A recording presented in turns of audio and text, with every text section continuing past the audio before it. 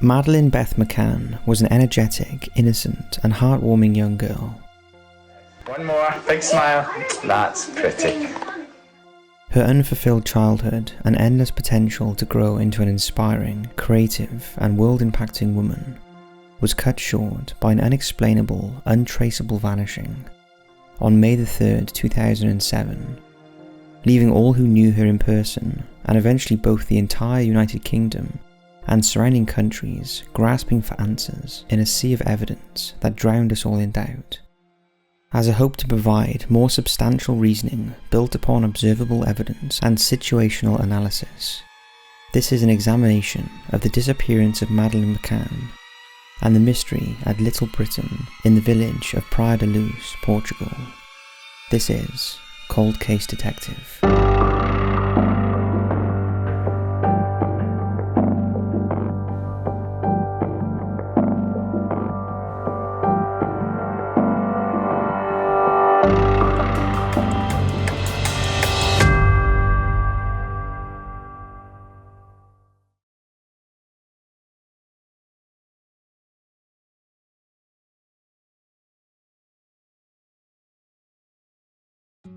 Madeleine McCann was born on May 12, 2003 in Leicester, England, to parents Kate and Gerry McCann. Kate and Gerry were Roman Catholic physicians and a loving pair, meeting in Glasgow in 1993, before marrying 5 years later in 1998. It would be another half-decade before the couple bore a child and introduced Madeleine to the world 2 years before having 2 more children, a set of twins, Sean and Amelie, in 2005. Madeleine, along with her younger brother and sister, formed a beautiful kinship with their parents and often travelled around the world on vacations and seeing the sights around Europe. Both Kate and Gerry would later describe the McCann clan as the perfect nuclear family of 5. Madeleine's parents described her as vivacious, a lively young girl and lovingly extroverted. She was a ringleader amongst her infant siblings and fellow toddlers, never missing an opportunity to extend impressive social skills and communicating with those who gave her attention. Madeleine's openness usually developed into an uncanny humour that only an innocent, bright child could conjure. They said her ability to express herself, unveil her imagination, and communicate with her feelings was second to none. Madeleine's bursts of energy inspired her to enact role-playing and forming miniature stories with playmates, creating a strong bond as she related so easily to other children. However, the never-ending drive in the little ray of sunshine often wore out her parents, constantly needing attention from the people in the room she occupied. In fact, Madeleine's youth was accompanied by hardships just as much as the positive bits. Kate and Gerry claimed the first 6 months of Madeleine's life were very difficult, and that she had suffered from colic. She cried practically for 18 hours a day. We had to permanently carry her around. Colic is an infamous illness found in babies, causing severe abdominal pain and intestinal blockage. The cries then transformed into screams after Kate gave birth to twins. Again, her parents explained that Madeleine would run up and down in the background while Kate attended to the newborn babies. This hysteric hyperactivity would later prove a trait found in all the McCann siblings, but never broke up the unconditional happiness felt between the family members. Friends and family of the McCanns offered similar sentiments as well. They all witnessed firsthand Madeleine's brilliance and social inclinations, while also noticing her protective nature towards her 2 siblings, often mothering them when their parents were out. In fact, some associates of the McCanns believe Madeleine and her siblings' camaraderie stopped at the presence of secluded strangers, or an unknown group of people. However, because she knew how to engage even in foreign situations, relatives believed Madeleine could get along with anyone if she was given the time. These careful observations and infinite effects of joy surrounded Madeleine all the way up until a vacation she and her family took to Praia da Luz in the Algarve region of Portugal. Settling in a well-known tourist town for British holidaymakers, the McCann family quickly linked up with fellow doctors and assorted friends also vacationing in the area, starting on Saturday, April 28, 2007. Kate, Gerry, Madeleine and the twin youngsters were having a wonderful time on one of their many frequent trips. and all the good times seemed destined for picture books. That is until the night of May the 3rd, 2007, barely a week before Madeleine's 4th birthday. Kate and Jerry went out for dinner, only to return to their flat and find missing their resilient and radiant daughter. Because sometime between 8:30 and 10 p.m, Madeleine McCann disappeared without a trace, leaving a void in the hearts of not just her family, but in the hearts of people around the world, launching an exhaustive search that would soon evolve into the most discussed missing persons tragedy of the 21st century.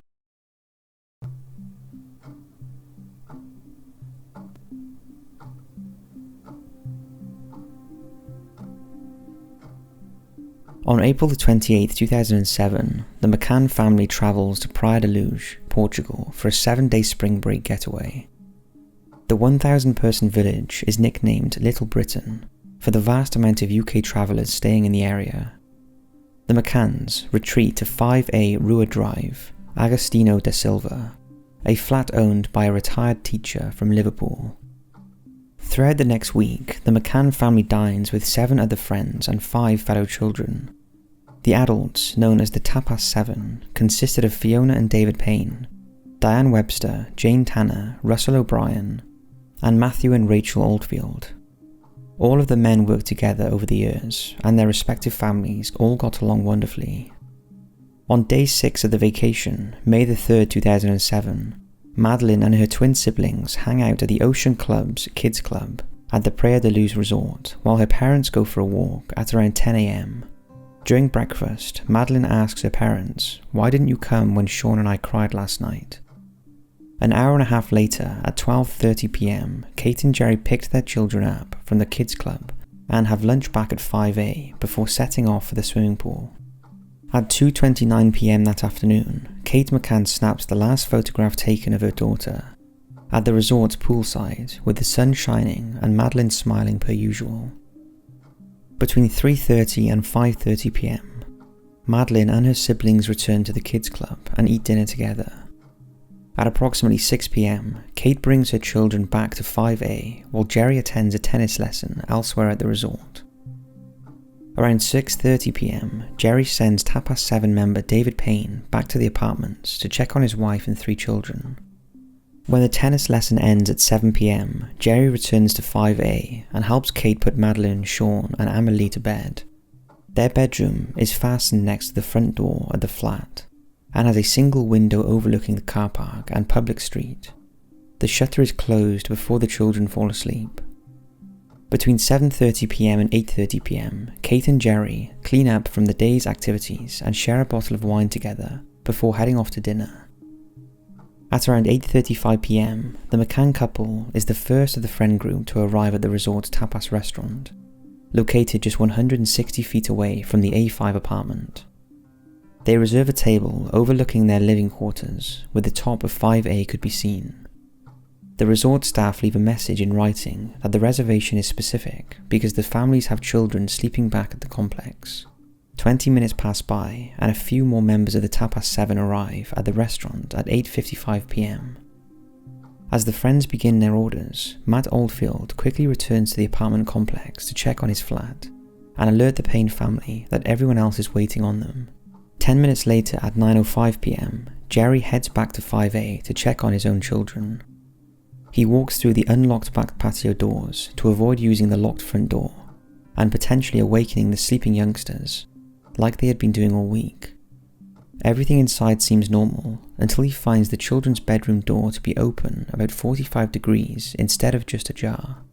Suspicious, Jerry peers his head in but finds all 3 siblings fast asleep and accounted for. He closes the door back at 5 degrees, uses the toilet and departs. This is the last confirmed sighting of Madeleine McCann. A few minutes pass by and Jerry stops to speak with a friend and fellow holidaymaker Jeremy Wilkins at 9:08 p.m. on the road near the Top5s restaurant. Throughout the next hour or so, members of the Top5s 7 swap turns going back to their apartment complex and checking in on their respective children. At 9:10 p.m, Jane Tanner walks up the road to her flat and passes by Jerry and Jeremy Wilkins without their notice. On her way, she sees a man walking across the path ahead of her, carrying a sleeping young girl wearing pink pajamas in his arms. It's a peculiar sight, but not uncommon to a resort with many families. Tanner finds her daughter safe in her room and returns to the restaurant. A little later, at 9:30 p.m, Kate gets up to check in on 5A once more, but fellow Top5s 7 friend Matt Oldfield offers to do it instead while he keeps an eye on his own family. Kate agrees and Matt travels to the McCann's apartment. Inside he finds the door to the children's room opened again, but to him it means nothing. Instead, he pops his head in the door quickly and sees the twins sleeping in their respective cribs. From this vantage point, he doesn't explicitly notice Madeleine and leaves the quiet building, assuming all is perfectly normal. A half hour passes by and Kate makes another 5A check herself at 10 p.m. However, when she goes to push the children's door open, a draft of wind from inside the room slams the door shut. Kate enters with force and finds the window open and the shutter pulled up. The twins sleep soundly in their beds, but Madeleine is nowhere to be found. Minutes later, Rachel Oldfield rushes to find fellow Top5s 7 member Jane Tanner in her apartment and relays the news of missing Madeleine. Jane immediately calls back to her sighting and explains, "Oh my god, I saw a man carrying a girl."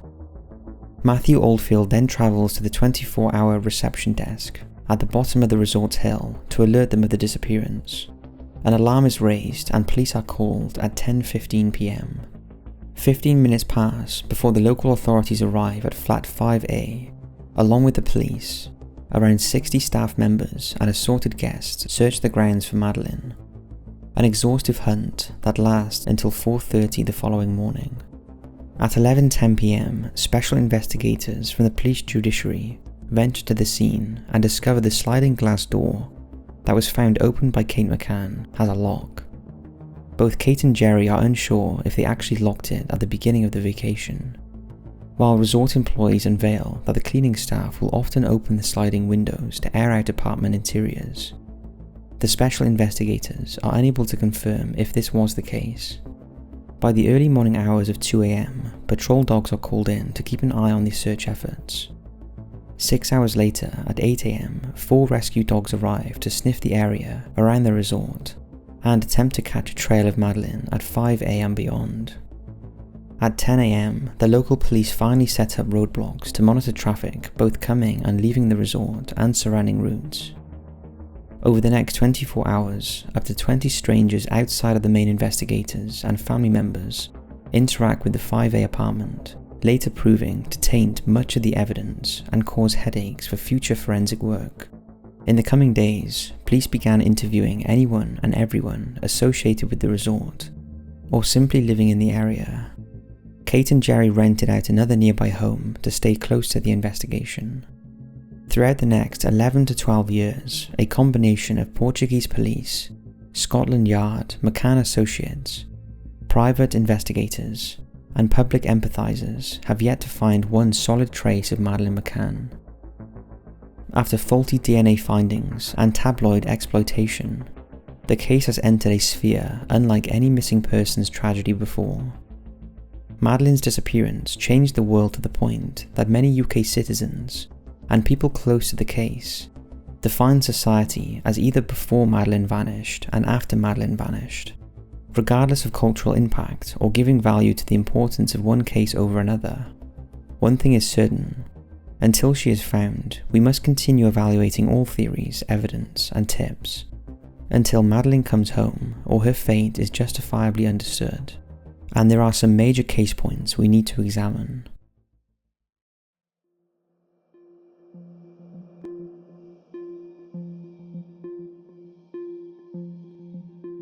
From the beginning of the search for Madeleine McCann, investigators knew that pinpointing suspects, or what the Portuguese classified as arguidos, would be daunting, as the location of the disappearance happened to be a busy hotspot for tourists, residents, and complete strangers who came and went each day. Specifically, the late spring vacation season was ripe with faces both old and fresh, meaning the early list of arguidos would stretch to impossible numbers. Anyone could be guilty, while everybody was innocent at the same time. A dastardly catch-22.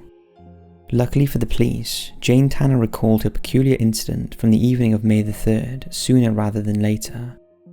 Her sighting of a man carrying a young girl away from the McCann's apartment complex would become the focal point of the early investigation and remain as the major case point in the eyes of the public following for almost 6 years. However, its importance isn't grounded by what it unveiled to authorities, rather grounded by what it distracted authorities from, considering it took up more than a decade of the precious moments spent looking for Madeleine. Dubbed the Tanner sighting, Jane Tanner's testimony gave the first possible timeline of Madeleine's suspected abduction. As mentioned previously, Jane had travelled from the tapas restaurant back to her flat to check in on her children at around 9:10 p.m. She walked down the road, passed by Jerry McCann as he spoke with a fellow vacationer, and headed into the complex. Both Jerry and the second man would later say they couldn't remember seeing Jane walk by them that evening. And due to the confines of the narrow street, police initially believed Jane to be fabricating the entire ordeal. Yet Jane stuck by her following claims and highlighted that while Jerry and the vacationer didn't confirm her movements, they couldn't deny them either. A few minutes of walking later, and Jane witnesses an older man with what appears to be a toddler in his arms. She says he was crossing the junction of Francisco Gentle Martins and Rua Drive, Agostinho da Silva, moving east and away from the corner of 5A, where the McCann children's bedroom was located. His direction was first determined as suspicious, as he was supposedly walking in the direction of Robert Murat's residence, a 34-year-old Portuguese suspect early on in the hunt. Jane Tanner described the unidentified man as a white male standing at about 5 feet 7 inches, with dark hair and complexion that would indicate European or Mediterranean descent. He seemed to be 35 to 40 years old from a distance, wearing beige pants, a dark jacket, and the demeanour of a local. The girl he was carrying was wearing pink and floral pyjamas, cuffed at the legs, much like Madeleine was wearing. These descriptions were curiously withheld from the media until May the 25th, 3 weeks after the disappearance.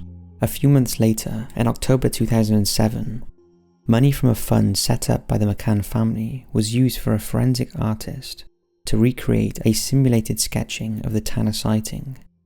The result is now one of the most famous images associated with Madeleine's case. Sadly, the intensive search for the man from the Tanner sighting turned out to be a 6-year red herring chase. In October of 2013, Scotland Yard finally identified a British holidaymaker who matched the TS description and fully cooperated with police. He explained that he was indeed carrying his own daughter after picking her up from the Ocean Club and heading back to their flat. To prove his innocence, the identified man dressed up in the same clothes as was mentioned in the TS report, and visually matched to the specific profile detailed in the sketch. The man was also able to provide the clothes his daughter was wearing the night of the sighting, as well, and once again the alibi cleared when the unveiled pyjamas bore likeliness to Madeleine's Eeyore set, but was in fact different. What frustrated authorities the most with the Tanner sighting wasn't the lack of information it provided, but rather the time it took away from other potential pieces of evidence and eyewitness testimony that would later prove vital.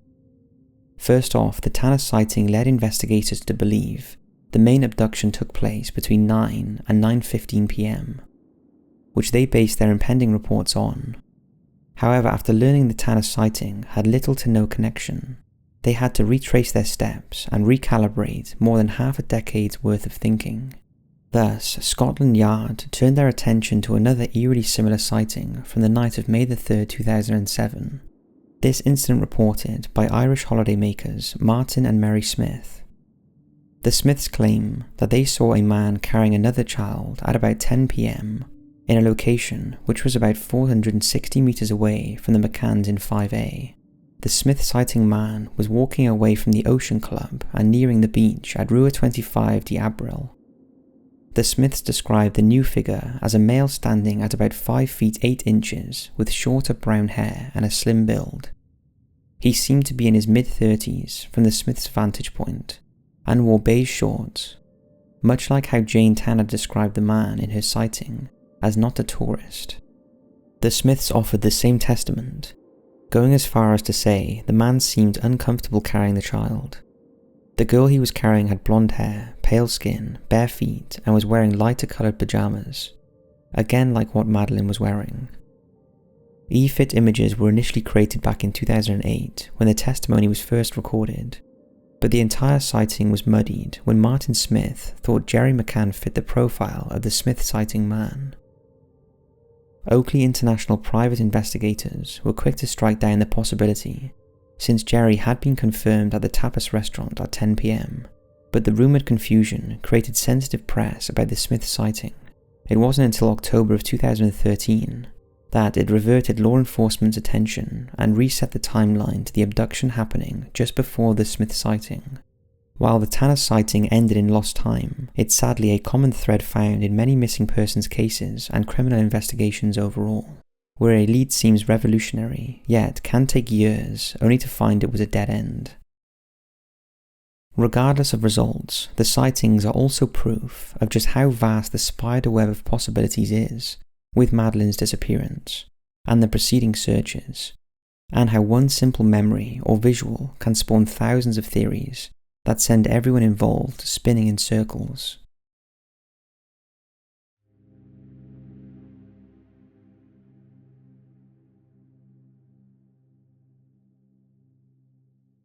One of the early theories cultivated by Portuguese investigators actually considered Kate and Jerry McCann as suspects. The base of the claim was built by supposed DNA evidence found by cadaver dogs inside the family's rental car after Madeleine's disappearance, as well as DNA matching hers discovered behind the couch in the 5A apartment. This led police to draft a 10-page conclusionary report including wild ideas regarding a likely murder of Madeleine, a cover-up fake abduction that involved the Tapas 7 as conspirators to mislead police, and even a claim that the number of suitcases each member of the party brought to Portugal was suspicious in nature. Realistically, none of the theories made sense, or had conclusive evidence to back it up. The DNA found in the car and in the flat were tested using flimsy DNA methods, and it was stated in the forensic reports that despite the matches to Madeleine's DNA, the sample sizes were simply too small to consider credible. Not to mention the hours upon hours spent questioning the McCann couple and their friends, who all cooperated fully and dedicated their testimony to truth and hope for Madeleine's fate. In fact, almost as soon as the disappearance was reported, Kate and Jerry set up a project called Madeleine's Fund, leaving no stone unturned limited, which immediately caught fire across the UK and raised thousands of dollars to help hire private investigators and allocate resources directly to spreading awareness. Unfortunately, the early consideration of the McCann couple as arguidos fostered a tabloid firestorm that ended with lawsuits, defamation hearings, and unnecessary backlash that has turned a lot of the conversation around Madeleine's disappearance to gossip and unsubstantiated finger-pointing. Because Kate and Jerry were soon relieved of suspicion after these reports were filed, they have since been 100% cleared by the current authorities. There is no reason to consider their involvement as a realistic or plausible hypothesis, and will not be considered any further. Another early theory proposed by investigators was a burglary gone wrong. According to records, the time between January and May of 2007 saw an unnatural rise in burglaries and burglary attempts in the area, including 2 around the McCann's apartment in the 17 days leading up to their vacation. These reports suggested that a burglary went into place the evening of May the 3rd, of which Madeleine interrupted after climbing out of bed and exiting her bedroom, hence why the doors opened further than Gary had left it. Then the burglar would have taken Madeleine as a precaution, leaving through the bedroom window since it faced the street outside of the resort. In April 2017, Scotland Yard announced a foiled burglary attempt was no longer under consideration, after they had interviewed potential thieves in the area and other potential suspects but found no evidence. While the theory wasn't completely ruled out, their focus would turn to other ideas. A third theory positioned by investigators but quickly disregarded is that Madeleine wandered out of her bedroom on her own accord and was taken by a passerby or fell into a construction zone nearby. These musings were first discounted by Kate McCann, who reminded police that Madeleine would have had to open the patio doors on her own, close the blinds behind her, remember to shut the door again, operate the child-proof gate at the top of the stairs, and finally open and close the gate at the street level, all while being a 3-year-old toddler and unseen by resort members. It's also regarded unlikely that Madeleine climbed out of the bedroom window under her own power as well. The most agreed upon theory by private investigators and law enforcement is one of abduction, including pre-planned abduction. This theory stems from the bevy of suspects seen around the A5 apartment complex in the days leading up to Madeleine's disappearance, looking suspicious or acting out of a normal manner, possibly carrying out reconnaissance for a bigger operation. For years, police have been tracking down these suspicious men, as well as known paedophiles, bogus charity collectors, and criminals who were later convicted of similar crimes and could be placed in or around the area in May of 2007. In the end, the unbelievable amount of press and scrutiny this case has received from various experts and media channels all across the world have bloated websites, editorials, and blog posts, with both theories and conspiracies.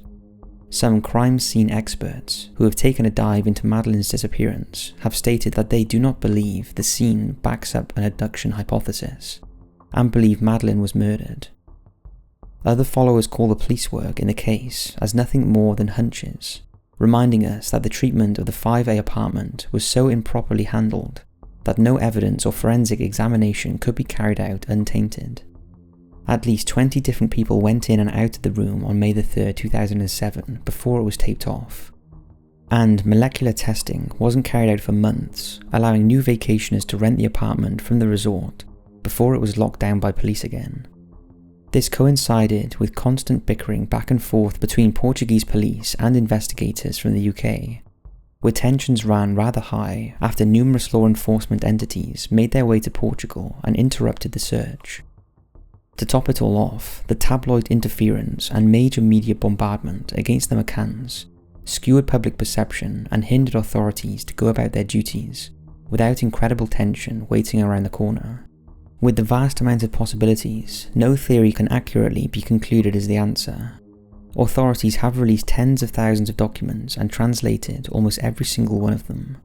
They've investigated over 8,000 claimed sightings of Madeleine, and had counted in 2015 that they took almost 1,400 statements, collected over 1,000 exhibits, investigated 650 sex offenders and 60 persons of interest, not counting the next 4 years of research. As of today, Madeleine's case has received €11.75 million in funding. Yet there are still so many unknowns associated with Madeleine's vanishing, and until they are resolved and police release every document, report, and case file, we must wait for new leads to surface while doing our part in spreading awareness. But let's take a look at some of the suspects.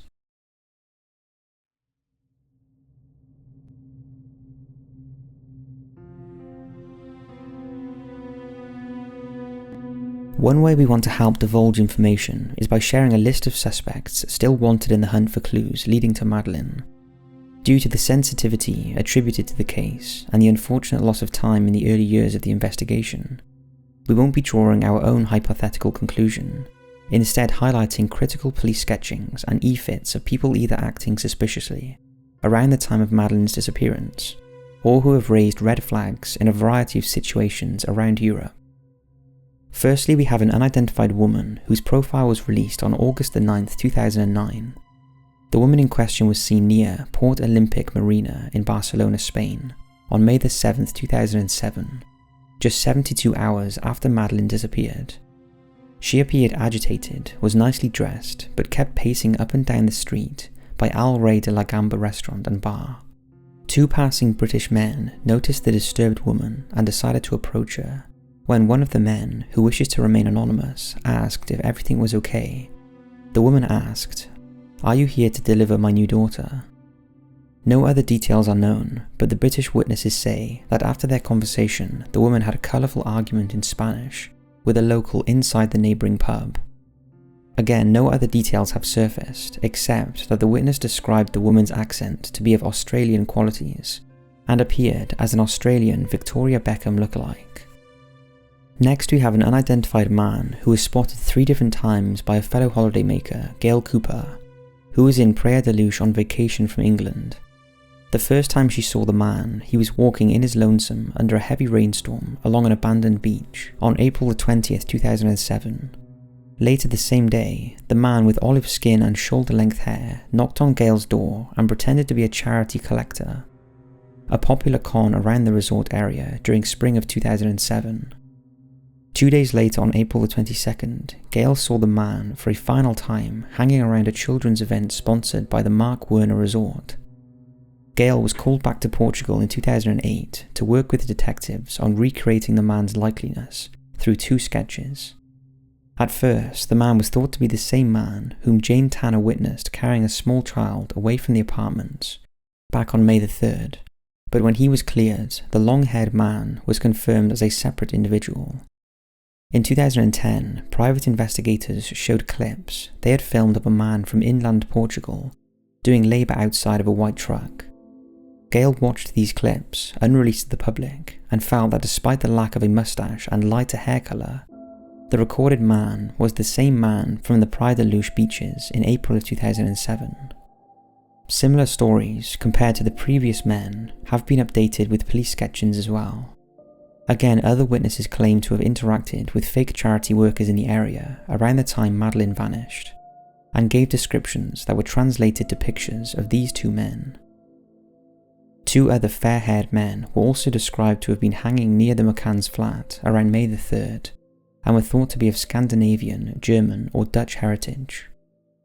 Another pair of e-fit profiles were uncovered in old Portuguese police reports, and subsequently unveiled to the public, again representing suspicious men appearing in the area. In addition, the Smith sighting evidence also resulted in 2 different e-fit creations for a man seen carrying a small child at 10 PM on May the 3rd. Another mysterious encounter resulted in police sketches occurred 3 days after Madeleine's disappearance, but wasn't announced to the McCann family or the public for over a year, until the eyewitness was approached by Mirror magazine. Anna Stam, then 41 years old, made a call to Dutch police when she thought Madeleine and an older Dutch couple walked in her Amsterdam shop on May the 6th, 2007. According to Anna, the man was between 35 and 40 years old, with a moustache, dark skin, and spoke Portuguese.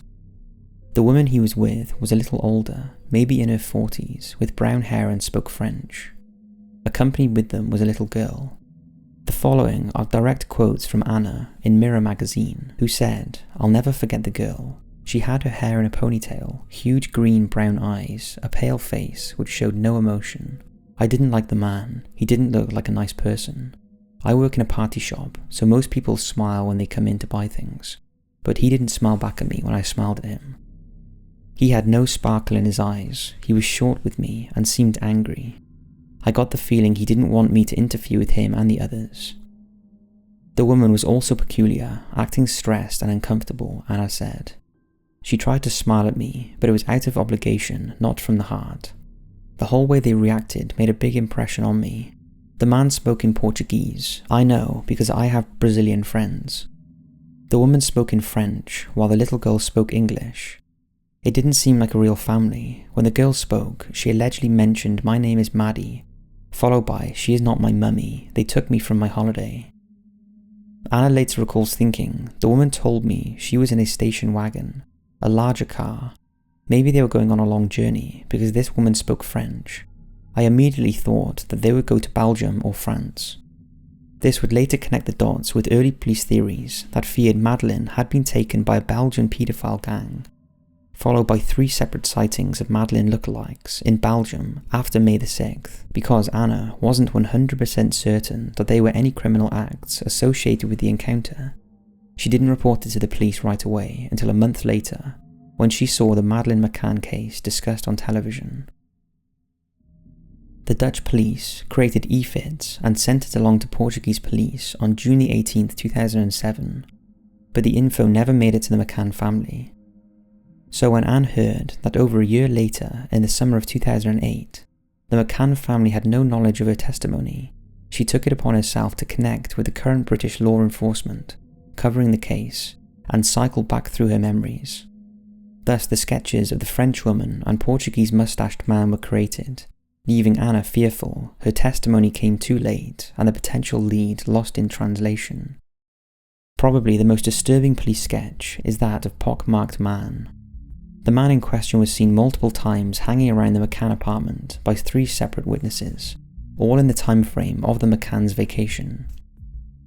The first witness, a 12-year-old local girl who saw the pockmarked man outside the balcony of A5 at 8:15 a.m. on April the 30th. In her own words, the girl said, "I was walking to the school bus stop. I go this way to school every day. I saw a man on the small path behind the block. He seemed to be looking at the balcony of the ground floor apartment. My grandparents used to live in that apartment, so I always look at it as I pass by." A few days later, on May the 2nd, the day before Madeleine disappeared, the girl saw the same man looking at the McCann's flat, again around lunchtime. The second witness was a female British tourist who recalled the following. "I saw a man acting suspiciously on 2 occasions. The first time I saw him, I was walking along the road with my daughter. I grabbed my daughter's hand and pulled her towards me because for some reason the man unnerved me. The next time I saw him, he was standing on the opposite side of the apartment. He was watching it. I would describe him as very ugly, with pitted skin with a large nose." The third witness, a man from Cheshire, was walking with his partner at 11:30 a.m. along the road by A5, but couldn't remember if it was May the 2nd or 3rd. He said, "I saw a man standing next to a wall. On the opposite side of the road was a white van. I paid particular attention to him because he appeared to be focused on watching the apartment block. As I walked past him, I looked at him and for a split second we had eye contact. But then he just carried on staring at the apartment." All 3 sightings have incredibly creepy backstories to them and truly sends shivers down the spine when inspecting the man's sketch. If Madeleine's abduction was pre-planned, finding the figure who was seen multiple times by multiple people, analysing the McCann's living quarters, could lead to valuable information. If the man in these testimonies, or any of the presented drawings, rings a bell at all, please speak up and say something. Even though it's been almost 12 years since that tragic night in Praia da Luz, we must remain diligent in our pursuit for Madeleine's captor or anyone who might be involved. We'd love to make detailed videos about every single possible suspect, but there are so many involved it pains us to leave out smaller players who could still have a big role. We recommend everyone who's interested in the case to research the other persons of interest, and we have provided some useful links in the description. Madeleine wasn't just a ray of sunshine, but also a child constantly absorbing knowledge, with the potential to grow into a gifted and gracious human being. She was stripped of that opportunity, but the chance to rekindle her spirit isn't gone forever. There are still 0 signs or clues provided that would lead investigators to think she is deceased, and until we find evidence that suggests otherwise, we must act as if her heart still beats somewhere out in the world. Whether it's in Europe or elsewhere, Madeleine's will to survive does not go away with time past. Her energetic soul and compassionate heart deserves our attention, our grace, and our utmost determination. The little girl who loved to communicate, display her affection for family, and find the beauty in all that entered her youthful, innocent life needs our help, and we'd be defying our duty as fellow dreamers of the human race if we didn't pour our faith into the efforts of finding Madeleine McCann, or direct evidence that leads to someone who knows of her fate. If you want to stay updated on this case, visit findmadeleine.com, where her parents still post blog entries on the status of their family. If you or anyone you know has information regarding the case, you can fill out a contact form on the website. Email investigation@findmadeleine.com or call the hotline at +44 845 838 4699. No tip is too vague and no assistance goes unappreciated. It is with much respect and sincere hope that we ask in good faith to all of our viewers, bring Madeleine home. This is Cold Case Detective.